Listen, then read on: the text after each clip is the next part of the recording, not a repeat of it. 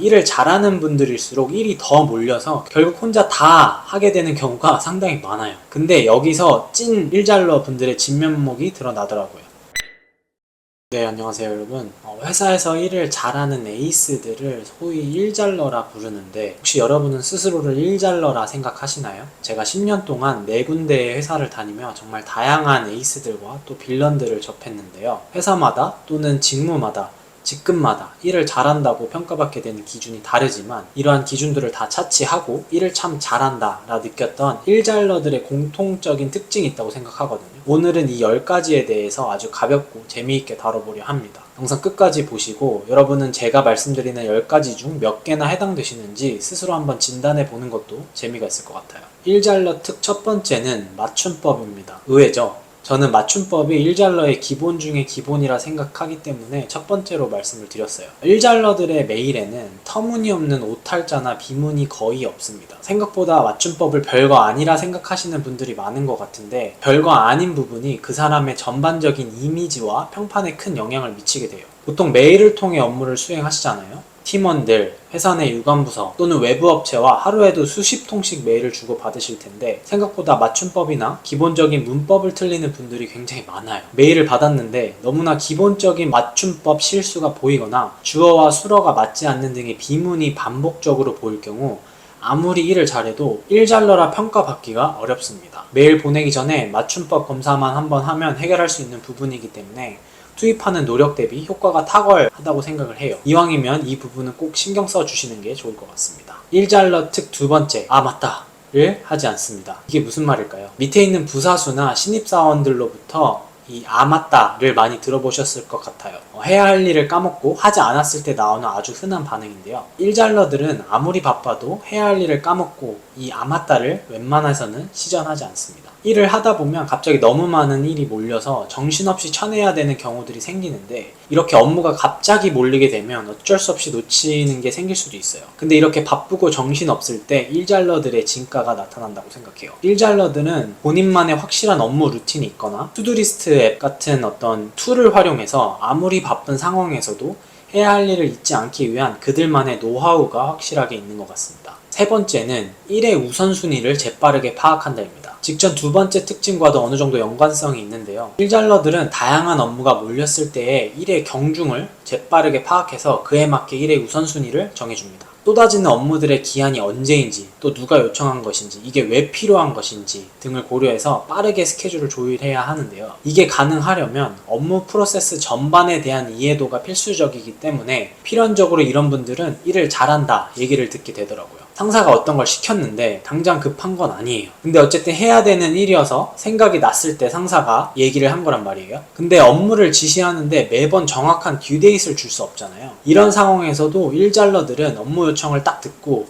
이거는 왜 필요하고 언제까지 하면 되는 거겠구나 파악을 하는데, 이게 안 되는 분들은 중요한 거 다 제쳐두고 이걸 막 하루 종일 하고 있어요. 아니면 막 이것 때문에 야근을 하고 스스로를 괴롭혀요. 그러다가 정작 중요한 일의 퀄리티가 떨어지거나 다른 중요한 업무의 기한을 지키지 못해서 업무에 차질이 생기고, 또는 다른 사람에게 욕을 먹는 악순환을 반복합니다. 물론 이제 막 해당 업무를 배우기 시작했거나 갓 입사한 신입사원에게 이 정도 퀄리티를 바라기는 어렵겠죠. 근데 업무를 시작한 지 1년이 넘어가는데도 이게 안 되는 분들은 일잘러라는 소리를 듣기가 어려울 것 같아요. 네 번째, 모르는 걸 그냥 모른 채 넘어가지 않는다.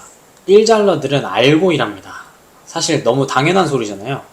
근데 바쁘게 일을 하다 보면 그냥 좀 대충 하고 넘어가고 싶을 때가 생기고, 또 일은 어찌저찌 하고 있지만 잘 모르는 상태에서 기계처럼 업무를 수행하는 경우가 생각보다 많아요. 하지만 우리가 소위 에이스라 부르는 분들은 기본적으로 본인이 뭘 모르는 것에 대해서 못 참아 하더라고요. 몰라도 되는 게 어딨어 라는 마인드가 장착되어 있어요. 주변에 일 잘한다 소리 듣는 분들에게 모르는 게 있으면 한번 질문을 해보세요. 그분들 중에 잘 모르겠는데? 라는 대답을 하는 분들은 진짜 잘 없을 거예요. 다섯 번째, 역지사지 마인드 장착. 일잘러들은 항상 상대의 입장에서 생각하고 일을 해요.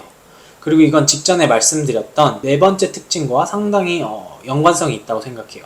본인의 업무뿐만 아니라 상대의 업무에 대한 이해도를 갖추고 있기 때문에 업무 지시를 내리거나 또는 요청을 할 때 무리하거나 터무니없는 얘기를 하지 않습니다. 일을 하다 보면 굉장히 다양한 유관부서 혹은 외부 업체들과 소통을 하고 협업을 하게 되잖아요. 근데 대부분의 사람들은 본인 업무에 대해서는 잘 알아도 상대방의 업무에 대해서는 잘 모르는 경우가 많아요. 여러분들 중에 다른 팀 직원 메일 받으시고 뭐라는 거야? 이걸 나한테 뭐 어쩌라고? 이런 반응 해보신 적 있죠? 이게 다 서로 상대방 업무에 대한 이해도가 부족해서 비롯되는 거라고 생각하는데, 일을 잘하시는 분들이 보내는 메일은 한 번만 읽어도 쉽게 이해가 될 만큼 정확하고 명쾌해요. 지금부터는 상사나 팀원들과의 관계가 얽혀있는 일잘러들의 특징이에요. 일잘러 6번째 특, 상사에게 문제를 보고할 때는 예상되는 질문과 문제에 대한 본인만의 해결책을 준비한다. 이건 좀 구체적인 예시를 들어서 설명을 드릴게요. 밑에 부사수나 신입 직원들이 문제가 생겼다고 헐레벌떡 뛰어올 때가 있잖아요. 그럼 이제 사수나 팀장은 얘기를 들어보고 상황 파악을 위한 질문을 할 건데, 이에 대한 답변을 바로 못하는 경우가 참 많아요. 일이 터져서 해결을 해야 하는데 관련된 내용에 대한 답이 바로 안 나온다? 이때 상사는 슬슬 열이 받기 시작하거든요. 이렇게 상사가 참다가 물어요. 그래서 너는 어떻게 하고 싶은데? 역시나 돌아오는 대답은 시원치 않습니다. 이렇게 되면 상사 입장에서는 얘 그냥 나한테 일을 던지네 라는 생각이 들면서 화가 나요.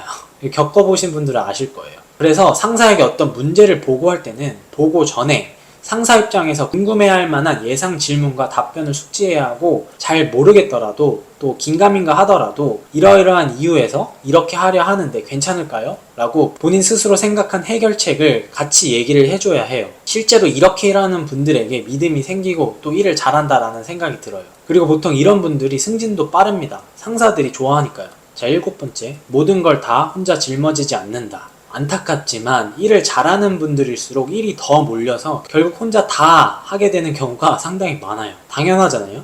잘하는 사람에게 일을 주고 싶죠, 누구라도. 근데 여기서 찐 일잘러 분들의 진면목이 드러나더라고요. 진정한 일잘러 분들은 할 수 없는 건 할 수 없다 얘기하고, 일이 많다면 최대한 주변의 리소스를 활용할 줄 알아요. 일을 좀 잘하시는 분들이 보통 일 욕심이 많고 또 자부심, 자존심이 있어서 들어오는 일을 거절을 잘 못하세요. 근데 못하는 건 못한다고 얘기하는 게 정말 현명한 일입니다. 괜히 혼자 다 짊어지다가 오히려 큰 사고 치고 그간의 평판을 잃는 경우들을 많이 봤어요. 또 일이 많아서 도저히 캐파가 안 되면 사수나 부사수 아니면 유관부서 등을 최대한 활용을 해야 하는데, 일잘러들은 일도 잘하지만 거절도 잘하고 시의적절한 부탁에도 굉장히 능해요. 8번째는 교육 능력입니다. 이건 직전 7번째 특징과도 연결이 되는 부분인데요. 여러분들 중에 신입사원을 밑에 받아서 교육을 해본 분들이 있으실 거예요. 어떠셨나요? 참 화도 많이 나고 답답하셨죠? 근데 그렇다고 부사수가 들어와도 답답해서 일을 아예 안 시키는 분들이 있는데, 가르치는데 시간을 허비하느니 그 시간에 그냥 내가 하겠다 하고 직접 해버리는 경우가 굉장히 많아요. 특히 일을 잘하시는 분들의 이런 경우가 많은데요. 근데 이러면 둘 다 성장이 멈추게 됩니다. 보통 일을 제일 많이 하고 또 실무 측면의 핵심 업무를 다루는 대리급에서 이런 실수들을 많이 하시는데요. 대리가 무슨 뜻인가요? 대리 앞에 괄호치고 과장이라는 단어가 생략이 되어 있는 거예요. 말 그대로 과장을 대리하는 직책입니다. 여러분들이 마냥 대리급에 있을 게 아니기 때문에 밑에 팀원들이 생길수록 이들을 교육하는 교육 능력과 통솔 능력이 중요한 시점이 오게 돼요. 5년차가 되어서도 일을 잘하시는 분들은 시간이 들더라도 일을 꼭 나눠주고 몇 번이고 교육해서 밑에 팀원들을 숙달을 시킬 줄 아세요. 새로 들어온 신입들이 참 답답하시죠. 근데 중요한 건 저희도 다 그랬어요. 나는 안 그랬던 것 같은데 라고 생각하시지만 그거는 다 착각인 경우가 많아요. 무조건 본인도 저렇게 미숙한 시절이 있었다는 걸 잊지 마시고, 이 또한 내 퍼포먼스, 수행 능력과 연관이 있는 것이다 라고 생각하시고 팀원들 혹은 신입사원들을 열심히 교육해 보시길 추천드리겠습니다. 9번째, 직급이나 포지션에 걸맞는 결과물이 무엇인지 정확히 안다. 잘 아시다시피 회사에서는 직급별로 원하는 퍼포먼스와 역할이 달라요. 사원과 대리에게 같은 걸 맡길 수는 없잖아요. 근데 간혹 이런 분들이 있어요. 대리 때까지만 해도 막 에이스 소리를 듣다가 과장 진급하고 나서 완전 죽쓰고 승진해서 밀리는 분들이요. 앞에서 잠깐 언급했는데 팀을 통솔해야 하는 팀장에게는 팀장에게 필요한 책임과 역할이 있거든요. 근데 그걸 빠르게 캐치하지 못해서 도태되는 분들이 꼭 생기게 됩니다. 요즘 아무리 뭐 사원이나 대리와 같은 회사 내 직급을 없앤다 하더라도 분명 그 직급에 맞는 책임과 역할의 크기는 다를 수밖에 없거든요. 일을 잘하시는 분들은 직급이나 포지션별로 상사 혹은 회사가 나에게 원하는 퍼포먼스와 역할을 정확하게 캐치하고 그에 맞게 변화를 적절하게 가져감으로써 커리어 내내 승승장구하는 모습을 보이게 됩니다. 자, 대망의 마지막 특징은 뭘까요? 일잘러들의 마지막 10번째 특징은 감정을 섞지 않는다 입니다. 제가 지금까지 4개의 회사를 옮겨 다니면서 느낀 건데 회사에서 유독 감정을 드러내는 분들이 많아요.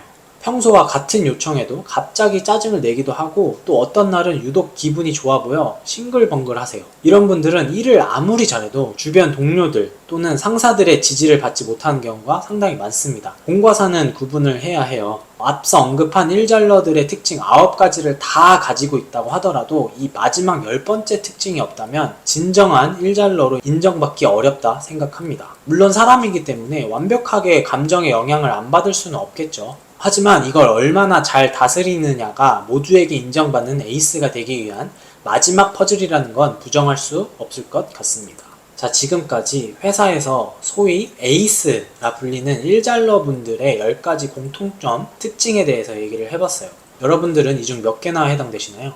제가 지난 10년간 중소기업부터 스타트업 그리고 대기업까지 참 많은 곳을 돌아다니면서 다양한 유형의 사람들과 업무를 해왔는데요. 업무와 환경이 모두 달랐지만 제가 일을 잘한다 느꼈던 분들은 이 10가지의 특징을 공통적으로 가지고 계셨던 것 같아요. 만약 이 외에 여러분들이 생각하시는 일잘러의 특징이 있다면 댓글로 자유롭게 한번 남겨봐 주세요. 또 이번 영상 반응이 좋으면 일잘러가 아닌 구멍이라 불리는 회사 내 빌런들의 특징들에 대한 영상을 한번 만들어 보도록 하겠습니다. 가시기 전에 구독과 좋아요 한 번씩 꼭 눌러주시면 감사하겠고요. 저는 다음 영상으로 찾아뵙도록 하겠습니다. 시청해주셔서 감사합니다.